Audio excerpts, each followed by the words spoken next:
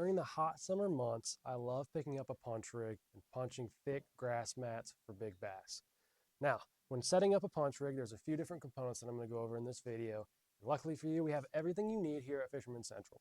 So the first thing you're going to need is a good weight stopper, a good bobber stopper, weight stopper. This one's a Jethro that we have here at Fisherman Central. We have some bulk packs and single packs. Um, that's really simple, but it's going to be a huge part to keeping your bait compact and working through that vegetation. The second thing is your tungsten weight. Now this is a 3/4 ounce. I usually start with a 3/4 ounce and we'll go up to an ounce, ounce and a quarter as needed to get through that heavy cover. The third thing is the punch skirt. Now this is kind of an optional addition there. You can just do it with your standard flipping setup without the skirt. But I like adding the skirt. It gives it a lot of flair to the bait and will also get through cover a little bit better, especially when you're around wood. Just makes it a little bit more weedless. And I really like doing that in the summer months. The last thing you need is the hooks. So you can use a standard EWG. This one's a Gamakatsu Superline EWG 4/0 hook.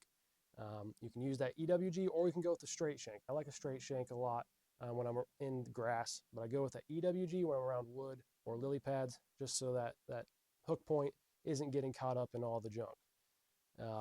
Make sure you go with something heavy. You don't want a light wire hook or you're just going to bend it out, fighting the fish through that heavy cover and setting the hook.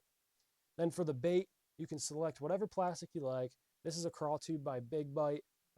Rains also has a crawl tube, or you can use just a standard whatever crawl style bait you like, or even just a creature bait like a beaver.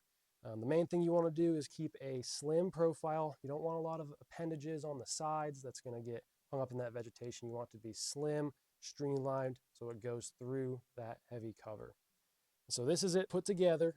This bait is real streamlined. It's going to go through that heavy cover extremely well, and it's going to get a lot of big bites.